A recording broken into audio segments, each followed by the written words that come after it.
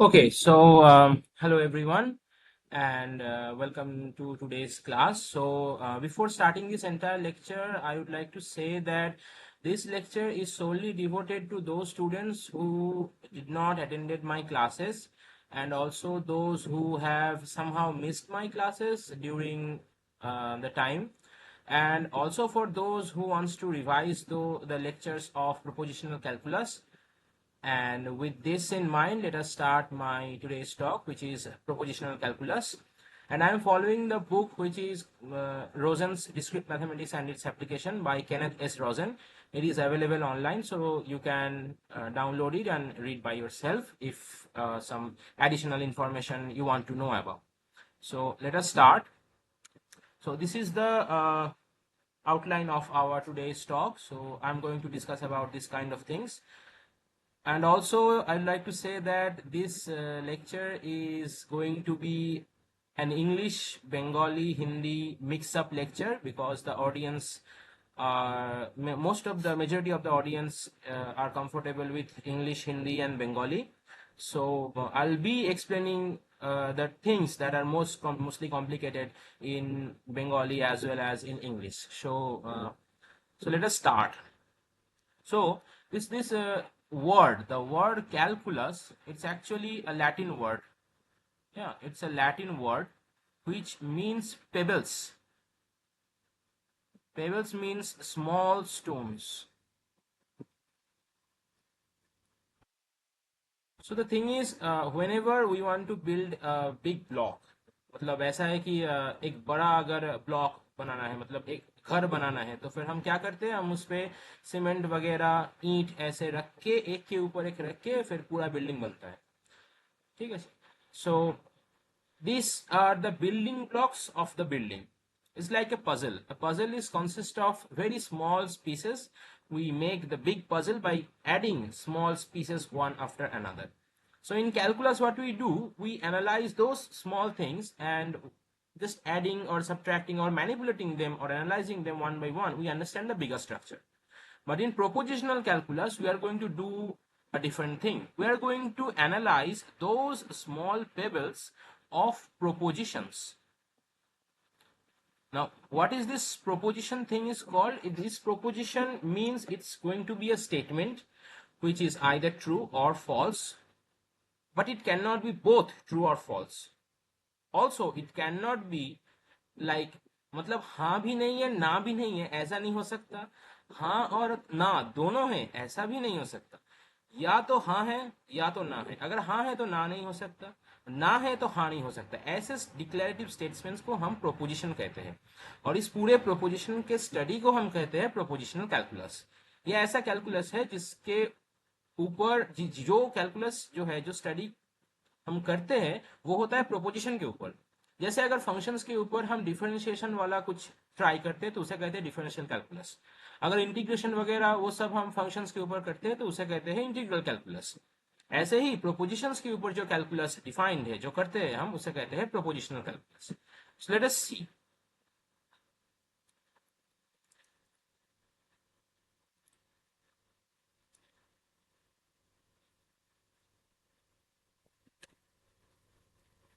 Yeah.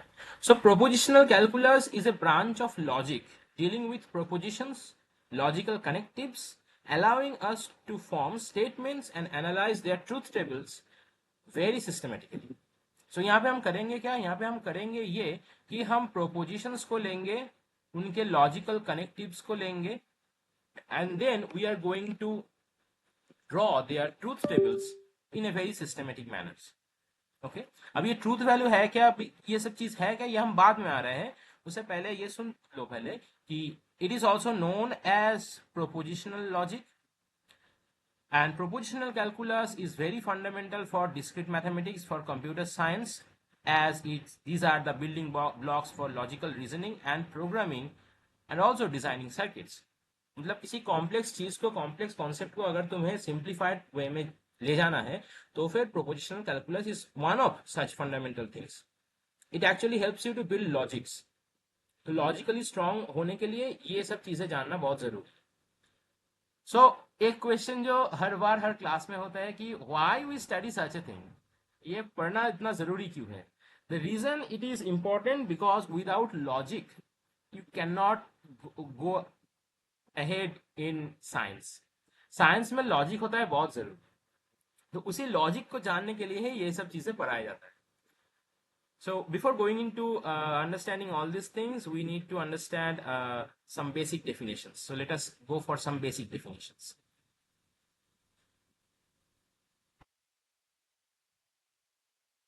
Yeah. A proposition is a declarative statement that is either true or false, but not both simultaneously, as I said earlier.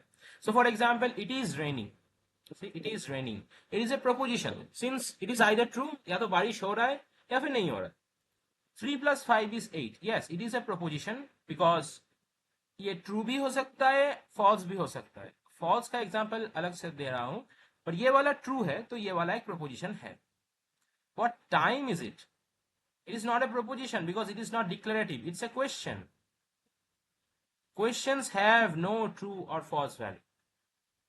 X greater than 5. It is not a proposition unless X is specified. इसका मतलब ये है कि X तो हम mathematics में कुछ भी ले सकते हैं. Suppose X is a rectangle. ऐसे रेक्टेंगल लिया तो फिर क्या रेक्टेंगल ग्रेटर देन 5 होता है? नो, ये इनकॉम्पेरेबल है. So unless X is specified, X greater than 5 is going to be not a proposition. Next statement is 2 plus 2 equal to 5. Yes, it is a proposition because it is a declaration that is declaring that 2 plus 2 is equal to 5. अब ये सही है कि गलत है? What is the truth value of this proposition? That is a completely different thing. But the fact is that it is a proposition because it is declaring if I sum 2 and 2, it is going to be 5.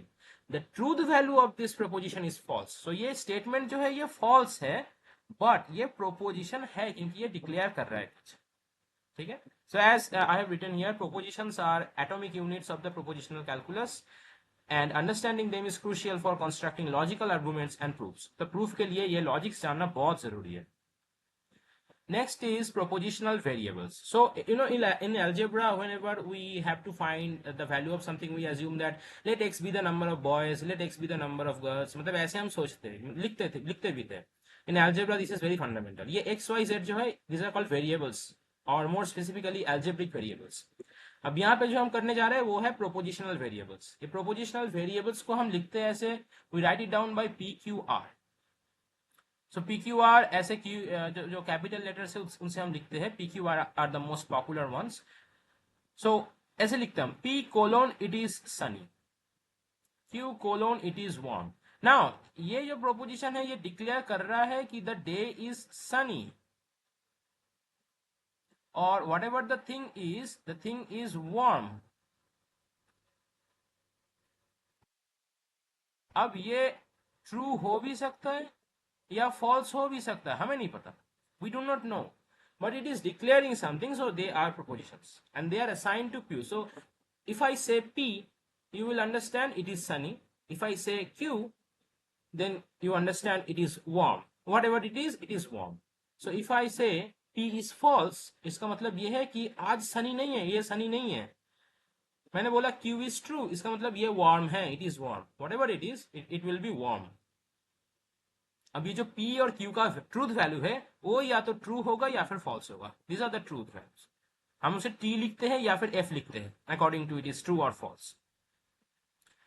Next है logical connectives. Now for those people who have a basic understanding of Boolean algebra, they will recall something called Boolean operators like dot and minus. मतलब Boolean algebra के 0 और 1 में and और not gates है, वो सभी यहाँ पे भी है क्योंकि ये सब लॉजिकल जो कॉन्स्ट्रक्शंस है उनके बेस है. So logical connectives are operations that combine two or multiple propositions into compound propositions, and the main types are and, which is called conjunction. Here the conjunction, the disjunction, which is the or, the negation, which is the nor, the exclusive or, which is a variant of or, but here a specific thing is excluded. The implication, which is also called the conditional statement, and also biconditional, which is both side implication. Each connective has a specific meaning and the truth table, which I'm going to discuss. So here are the truth table of conjunction. So conjunction means and it is written by P and Q. This symbol is called AND symbol. Okay, so we say it like P and Q. ऐसे हम पढ़ते हैं इसको, P and Q. So for example, if P का मतलब अगर है it is Monday, Q का मतलब है it is raining, so P and Q का मतलब हो गया it is Monday and it is raining. ये होता है P and Q का मतलब. तो अगर मैं तुम्हें कहूं कि P का मतलब है I am a boy, Q का मतलब है I am going to school. So P and Q का क्या मतलब हो सकता है? इसका मतलब है I am a boy and I am going to school. यही हो गया मतलब.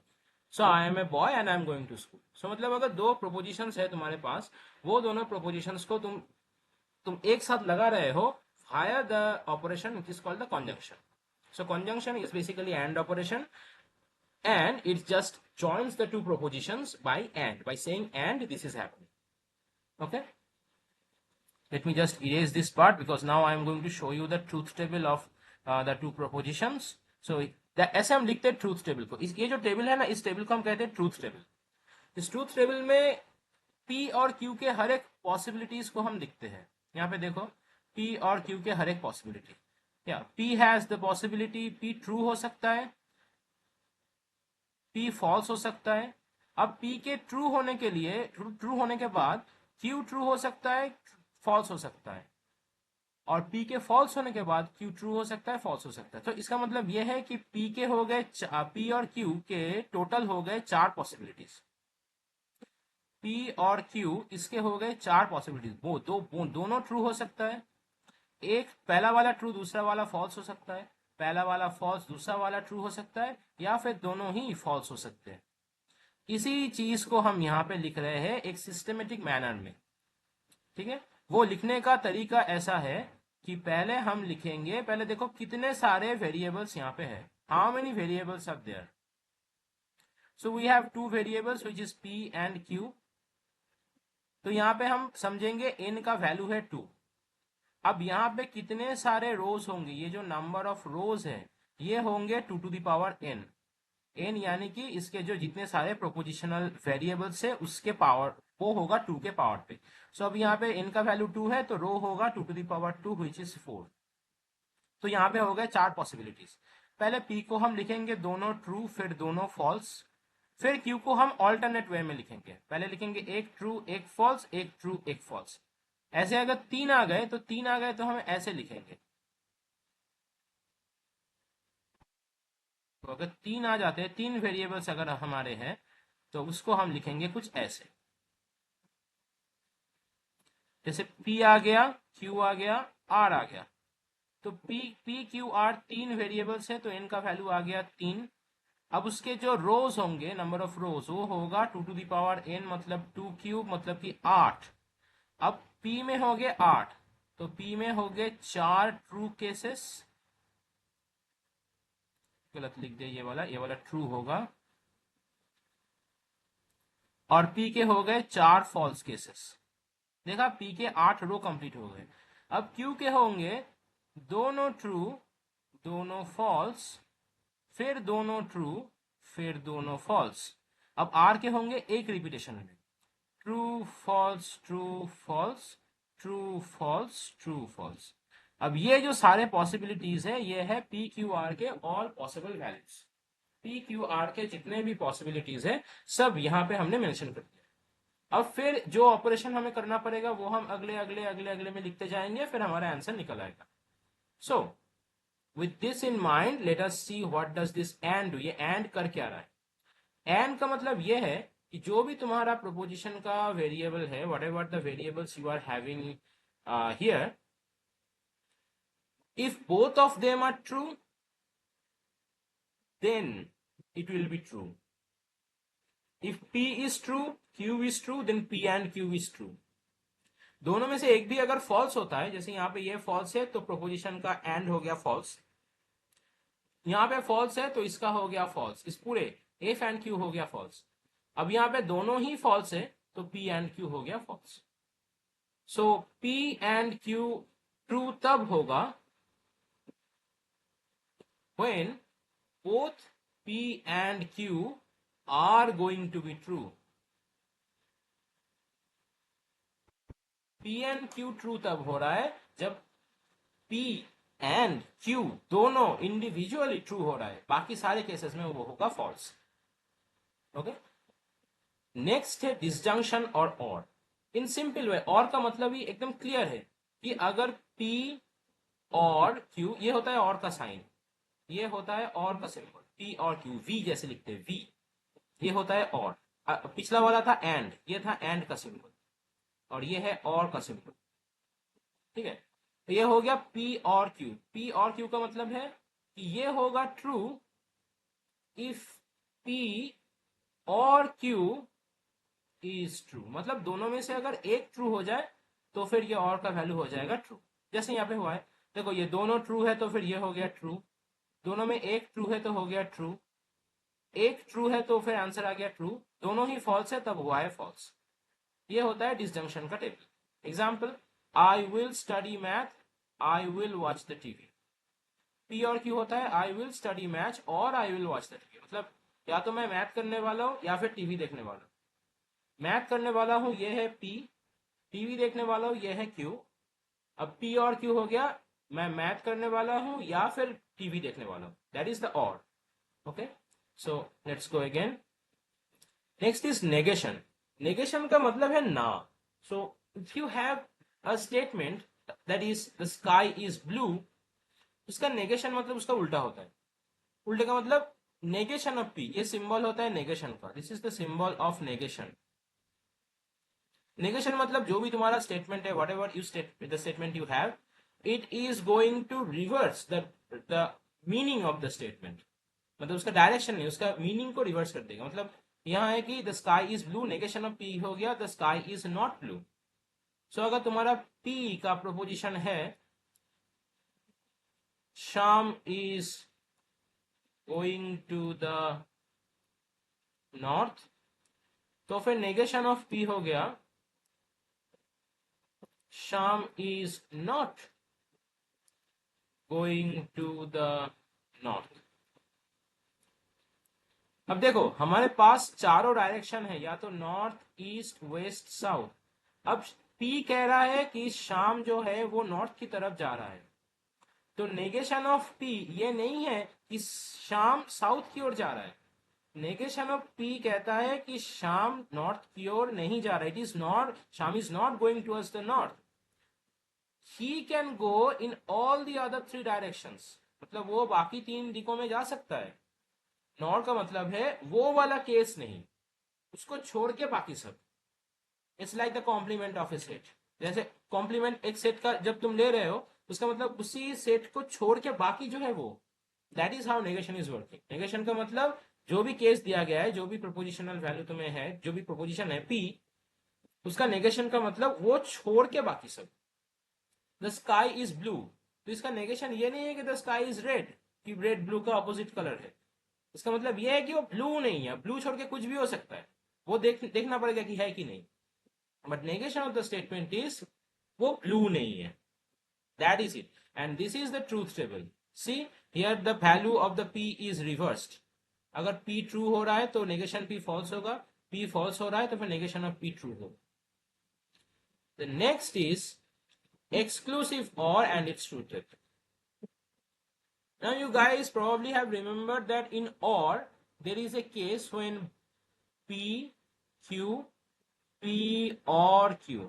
यही truth table है, this was the truth table.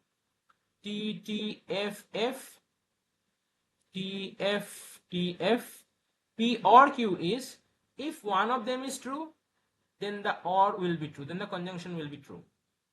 Okay, so P and true, both T, Q both are true, so it will be true. Rest of the three cases will be true, and the last case will be false. Exclusive, the word exclusive means it is going to exclude the case this one, मतलब दोनों एक साथ true नहीं हो सकते। अब एक example देता हूं, ये वाला सुनो। The example is that suppose I am, okay, I am watching the TV or I am writing a book. ये जो और है, ये तो ऐसे भी हो सकता है कि मैं टीवी देखते देखते बुक्स लिख रहा हूं. I am watching the TV and I am writing the books. Okay, ये तो हो सकता है. There is a possibility. But if I say I came to home by Uber, I came to home via Ola. ये दोनों और में दोनों एक साथ नहीं हो सकते. या तो मैं ओला से घर आने वाला हूं और I am coming to home via Uber. But I can not come to the home both in Ola and Uber, क्योंकि दोनों अलग कंपनीज है. मैं दोनों को एक साथ नहीं ला सकता. सो this is the case when this exclusive और इज कमिंग इनटू प्ले, जहां पे दोनों एक साथ ट्रू नहीं हो सकते पर दोनों अलग अलग से ट्रू हो सकते. This is the case. Symbol. Okay. So yeah, so this is the symbol of exclusive or XOR. XOR जिसे कहते हैं. So this symbol is actually called direct sum. In mathematics it is called direct sum, and this is the truth table. See here, the remaining three part is the same as the ordinary OR, but in the first row we have TTF, which means if P is true, if Q is true, then P plus Q is false. This is the case. ये वही case है कि मैं उबर से आ रहा हूं, मैं ओला से आ रहा हूं. इसका और हो गया, मैं उबर से आ रहा हूं और ओला से आ रहा हूं. अब ये दोनों एक साथ ट्रू नहीं हो सकते. कि अगर ये दोनों एक साथ, इफ आई एम सेइंग, जैसे सीआईडी पे लोग पूछते हैं ना कि दया वो कह रहा है कि वो ओला से भी आया था, वो उबर से भी आया था, वो दोनों में एक साथ नहीं आ सकता, तो फिर जरूर वो झूठ कह रहा है. So this is the case that P direct sum Q और P XOR Q is false if P and Q both are true. Okay, so let us see another thing which is called implication and the truth table. And its truth table. Implication का मतलब यह है कि अगर P फिर Q, मतलब अगर P हो रहा है तो फिर Q होगा, ऐसे वाला. So an implication or a conditional statement is written like P arrow Q. Okay, or sometimes it is also written as P implies Q. Okay, this symbol is called implies. ये maths में बहुत popular है. implication is very typical thing in any mathematician's life. Okay, so ये P implies Q का मतलब है if P then Q. if P then Q मतलब अगर P तो फिर Q. ठीक है, that is how this P implies Q is working. So suppose P is it rains मतलब बारिश हो रहा है, और Q हो रहा है the ground gets wet मतलब मिट्टी भीग रहा है. तो P implies Q हो गया, अगर बारिश हो रहा है तो फिर मिट्टी भीग रहा है. So if it rains then the ground gets wet. अब यहां से कुछ इंटरेस्टिंग चीजें हमें सामने लाना पड़ेगा. पहली चीज तो यह है कि अगर बारिश हो रहा है तो फिर मिट्टी भीग रहा है. अब ये सोचो कि मिट्टी भीग चुका है, इसका मतलब क्या है? The ground is already wet. This means that it already rained. So अगर मिट्टी भीग चुका है तो फिर बारिश हो चुका है. ये क्या सही प्रेडिक्शन होगा? ये सही प्रेडिक्शन नहीं है. This is not a right prediction because the ground may get wet by some other incidents as well. मतलब कोई पानी छिड़क के गया, कहीं से पानी गिर गया, तो मिट्टी का भीगना बारिश के इक्विवेलेंट नहीं है, पर मिट्टी का ना भीगना बारिश के ना होने का इंप्लीकेशन है. मतलब यह है कि if it rains then the ground gets wet. But if the ground is not wet, then it did not rain. मतलब मिट्टी अगर नहीं भीगा है, सूखा है, तो फिर वो जो है बारिश नहीं हुआ है. That is the thing. Okay? So this is the truth table. The truth table is truth table of P implies Q. The truth table of P implies Q. And let me just get this thing. Let me just erase this part. My video recorder somehow got crashed, so I have to restart it. Okay, so if P is true, Q is true, then P implies Q is true. So true implies true is true. true implies false is false, which is very natural. False implies true is true. ये नया है. And false implies false is also going to be true. अब ये दोनों कैसे हो रहा है? This is a very deep question and I'm not going to define it right now. मतलब अभी नहीं कह रहा because it will take a long time. After the learning of contrapositive statements, you will get to know how this thing is actually working. So for now, let us just consider this as a formula. मतलब इसको formula की तरह याद रखो ये तीन चीजों को. ये पहला वाला तो आसानी से हो जाएगा कि true implies false ये हो जाता है false और false implies true ये होता है true और false implies false ये होता है true. These are a bit advanced for right now. So let's just consider this as a formula and let's proceed. Yeah. The next thing is understanding implications in English examples. So P ये है, let P be, you get 100% in the exam. मतलब exam में तुम्हारे 100% आए. You will receive a gold medal. तो तुम्हें gold medal मिल रहा है. So P implies Q हो गया. If you get 100% in the exam, then you will receive a gold medal. अब ये सोचो कि तुम्हें P तो ट्रू हो गया मतलब तुम्हें एग्जाम में 100% आ गए पर Q हो गया फॉल्स इसका मतलब तुम्हें गोल्ड मेडल नहीं मिला.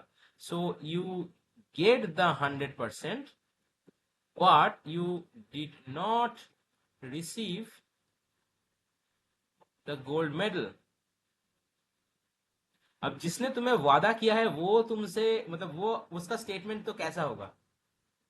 मतलब जो भी तुमसे वादा किया है कि अगर तुम्हें 100% मिल रहा है तो फिर तुम्हें गोल्ड मेडल भी मिल रहा है मगर तुम्हें नहीं मिला तो ट्रू इम्प्लाइज फॉल्स. ये जो कहा था जिसने कहा था ये वो एक्चुअली तुम्हें फॉल्स कहा था, गलत बोला था कि पी इम्प्लाइज मतलब पी इम्प्लाइज क्यू जो है if you get 100% then you will get a gold medal. ये पूरा हो गया statement false. That is the reason true implies false is false.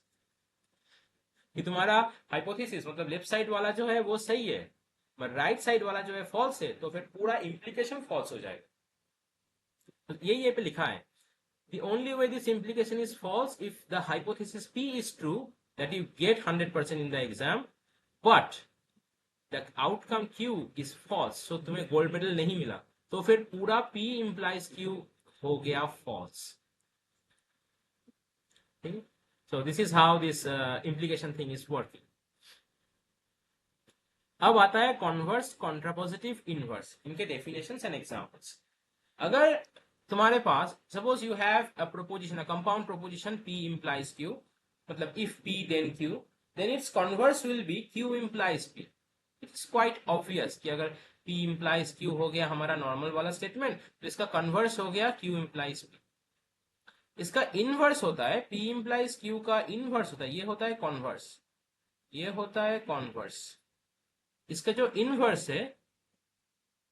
है नेगेशन लेके. So negation of P implies negation of Q. और contrapositive होता है converse और नेगेशन का मर्ज करके सॉर्ट ऑफ. तो कॉन्ट्रापोजिटिव हो गया, कॉन्ट्रापोजिटिव हो गया. सो Q implies P था तो कॉन्वर्स का अगर इनवर्स लिया जाए मतलब negation of Q implies negation of P, ये होता है कॉन्ट्रापोजिटिव. जैसे ये देख P है it is snowing, Q is it is cold. So हमारा स्टेटमेंट P implies Q हो गया if it is snowing then it is cold. मतलब अगर बर्फ गिर रहा है तो फिर ठंडक है. ठीक है. Q implies P हो गया if it is cold then it is snowing. मतलब अगर ठंडक है तो फिर बर्फ गिर रहा है. Inverse negation of P implies negation of Q हो गया अगर बर्फ नहीं गिर रहा है तो फिर ठंडा नहीं है. If it is not snowing, then it is not cold. Contrapositive है if it is not cold, then it is not snowing. मतलब अगर ठंडक नहीं है तो बर्फ नहीं गिर रहा है. So contrapositive यहाँ पे अभी तुम्हें पता लगेगा कि the contrapositive statement is logically equivalent to the original implication. तो इसका मतलब if a statement is true, then its contrapositive will be true. If a statement is false, statement मतलब ये composition वाला compound statement P implies Q. या is this P implies Q, ये अगर true होता है तो फिर उसका कॉन्ट्रापोजिटिव ट्रू होगा, ये अगर फॉल्स होता है तो फिर उसका कॉन्ट्रापोजिटिव भी फॉल्स होगा। ये इसी को बोलते हैं लॉजिकल इक्विवेलेंट, मतलब दोनों एकदम सेम ही स्टेटमेंट, बस इधर उधर कह के हम कह रहे हैं। Okay, so let us go again with the truth table of converse, inverse, contrapositive. So P के चारों केसेस है, T T F F हो गए। Q के 4 cases, T F T F हो गए। नेगेशन ऑफ P मीन्स हम इसको उल्टा करके लिखेंगे, सो T बन गया F, T बन गया F, बाकी जैसे है F T हो गया, F T हो गया। नेगेशन ऑफ Q होगा Q का उल्टा, Q जो भी है उसका उल्टा होगा। अब P implies Q, देखो पहले इसको इरेज करता हूं, रुको। P implies Q में देखो, ट्रू implies ट्रू, वो होता है ट्रू। ट्रू implies फॉल्स, पता है हमें फॉल्स होता है। False implies true is true, ये हमें उस टेबल से पता लग रहा है जो टेबल मैंने अभी किया है। False implies false is true.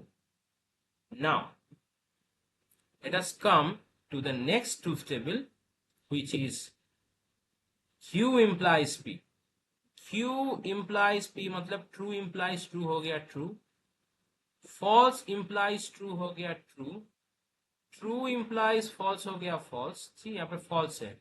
True implies true जो था यहाँ पे ट्रू है, फॉल्स implies ट्रू जो था यहाँ पे ट्रू है, ट्रू implies फॉल्स यहाँ पे फॉल्स है, और फॉल्स implies फॉल्स यहाँ पे फॉल्स है। अब हम करेंगे नेगेशन वाले, नेगेशन वाले का करते हैं। Negation of Q implies negation of P। So negation of Q implies negation of P, मतलब ये वाला false implies false is true, true implies false is false, false implies true is true, true implies true is true। अब ये देखो, ये जो तुम्हारा original, look at the original propositions that we have.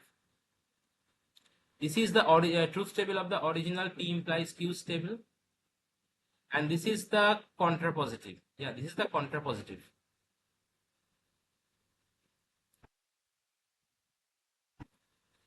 जो कॉन्ट्रापोजिटिव है इसका ट्रूथ टेबल एकदम सेम है, TFTT TFTT। मतलब अगर किसी भी टेबल में अगर उसका ट्रूथ टेबल का एक कॉलम और दूसरे प्रोपोजिशंस का ट्रूथ टेबल का कॉलम दोनों सेम आ जाए, then this is called a logical equivalence, a logical equivalence. The truth values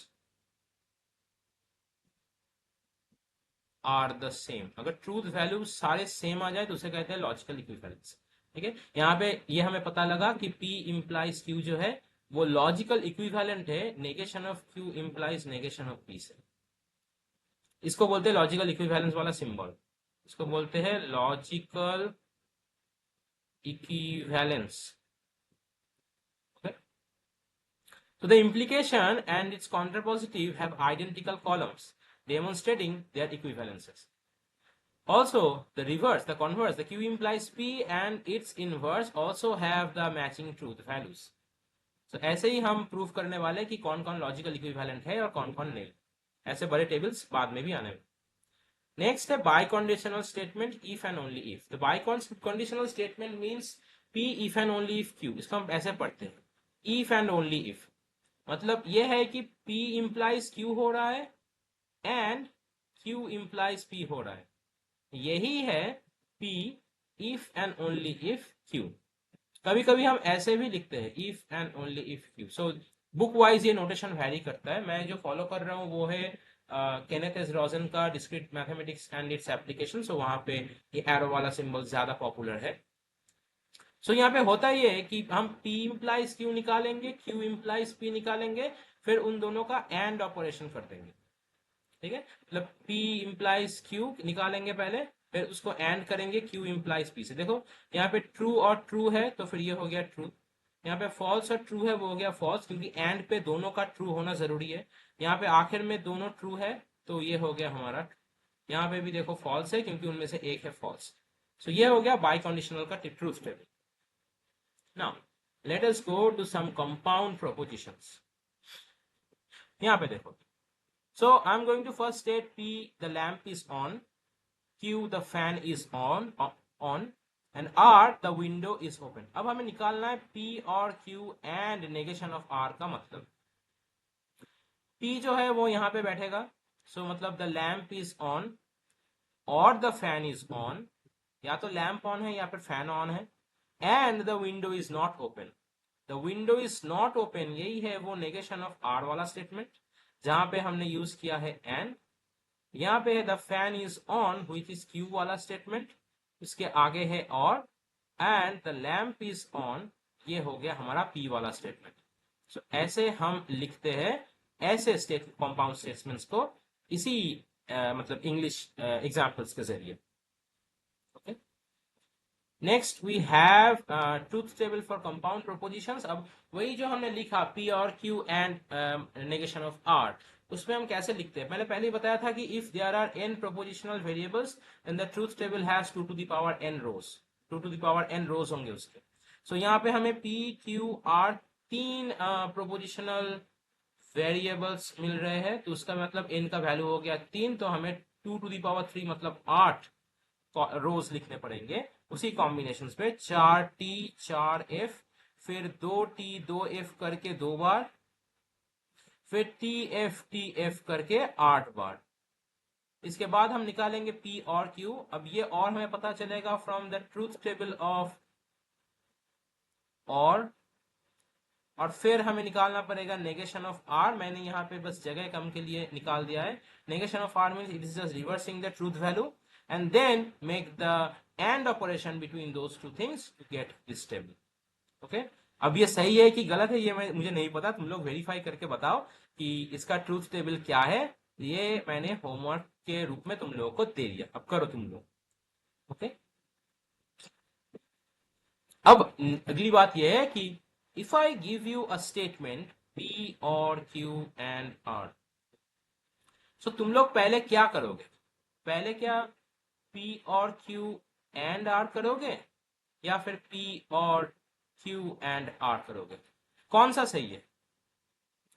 in simplification we have this rule called BODMAS, जहां पे हम ब्रैकेट्स के ऑपरेशंस, मल्टीप्लिकेशन वगैरह, इन सब का एक ऑर्डर प्रेसिडेंस कैलकुलेट करते हैं, मतलब कौन पहले होगा कौन दूसरा.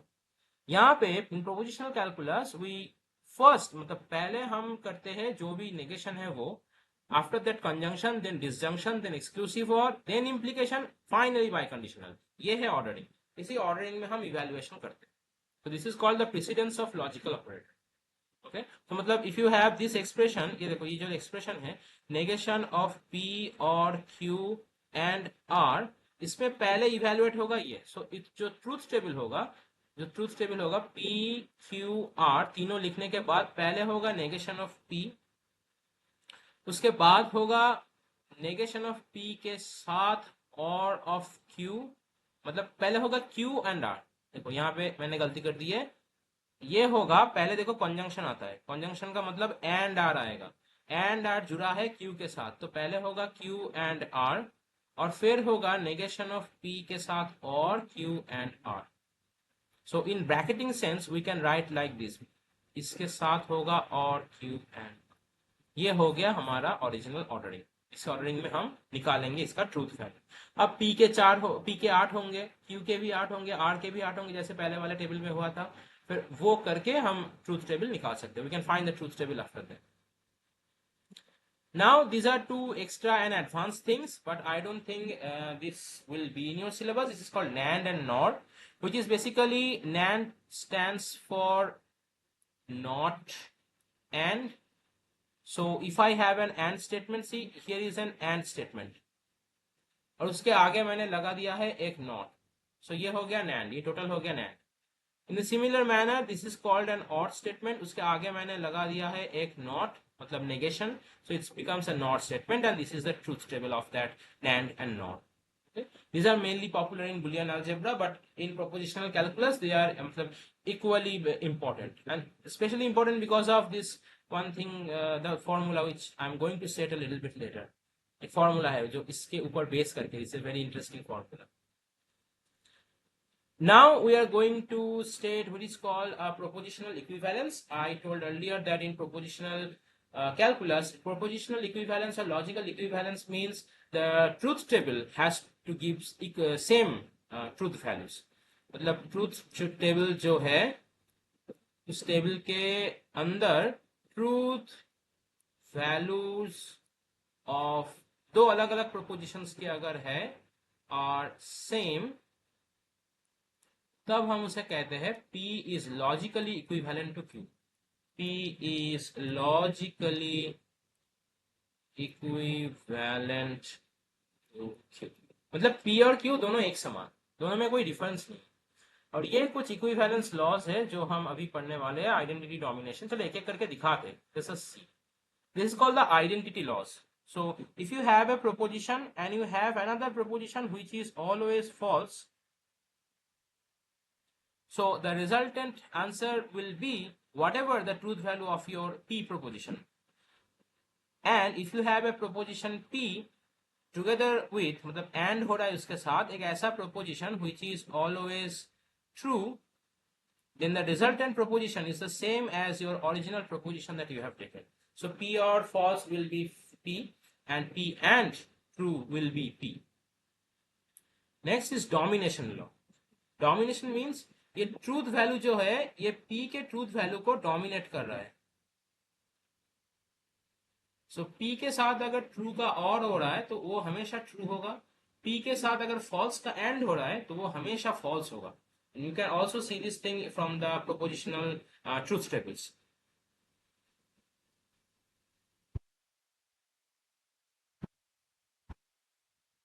Next is called the idempotent law. Idempotent law means P के साथ P का और करो तो फिर P आएगा. And if you do and with the statement itself, it will come to the same state. Okay. Next is called the double negation law. तो ये डबल नेगेशन वैसा वाला चीज है कि I am going to play, अब उसका negation लो कि I am not going to play. अब नेगेशन का नेगेशन लो मतलब -1 का अगर माइनस लेते हो तो क्या होता है, माइनस ऑफ -1 हो जाता है +1. वही सेम चीज है, negation of a proposition is the proposition itself. This is called the double negation.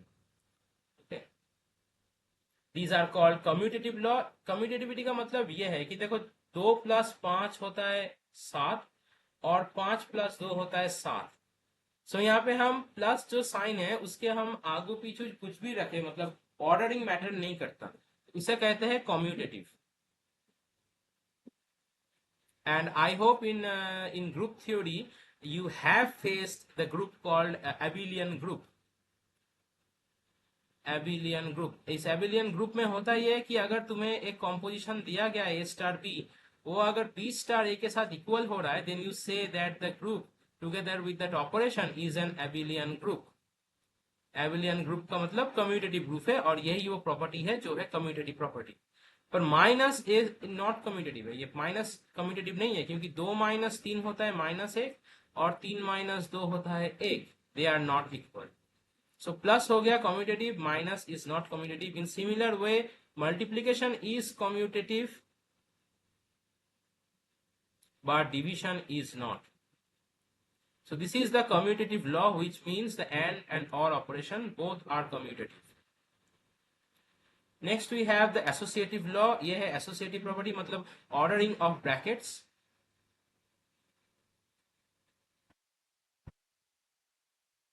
सो ये मैटर नहीं करता यहाँ पे कि हम P और Q और R पे जिस साइड से भी पहले इवेल्युएट करें, they are going to be logically equivalent.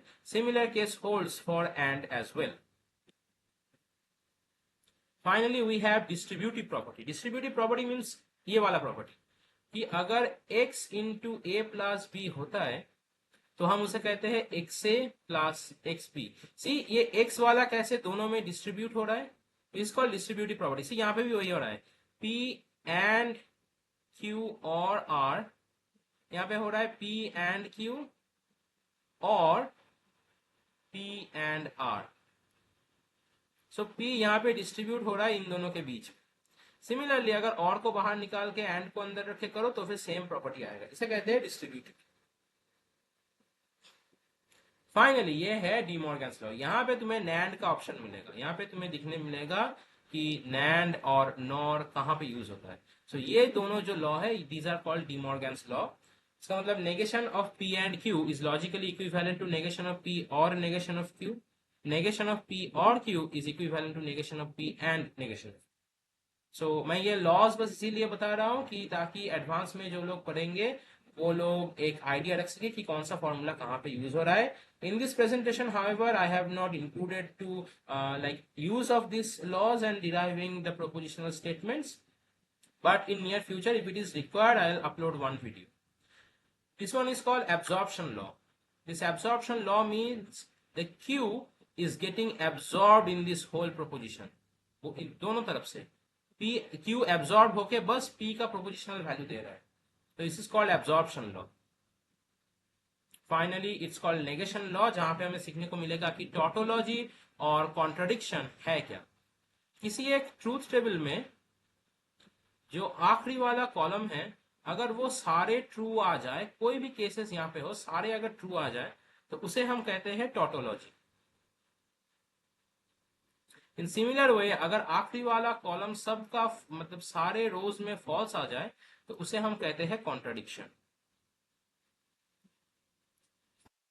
यहाँ पे P और नेगेशन ऑफ P हमेशा होगा ट्रू और P and negation of P हमेशा होगा फॉल्स. सो ये वाला हो गया हमारे लिए एक टॉटोलॉजी. इसका ट्रूथ टेबल ड्रॉ करके भी देख सकते हैं. और ये हो गया कॉन्ट्रडिक्शन. सो तुम्हें चेक करने के लिए बोला जाएगा कि right show that this statement is a tautology or this is a contradiction. So you have to verify that by seeing the last column of the truth table. Yeah. Now we finally are at the end of the presentation because यहाँ पे शुरू होता है exercises. I am going to upload all this PDF, not the annotated version, मतलब लिखाई वाला नहीं, the fresh PDF of this presentation into my links down below, and you can have this PPT with you. You can study the propositional calculus from this book, Kenneth Rosen, Discrete Mathematics and this application, 7th edition. It is available online, so yes, you can download it and read it. And if there is any question, please do let me know. If I miss something, please do let me know. And I hope the notes that I have provided to all of you will be covering this entire thing. You can also have this PDF with you if you can. It is very much friendly. I hope this is gonna help you. So thank you very much, and हो सके तो subscribe कर देना. मतलब ठीक है, ऐसा क्या बात है कि नया चैनल है, चलेगा चलेगा. Okay okay, good luck and best of luck to all of you.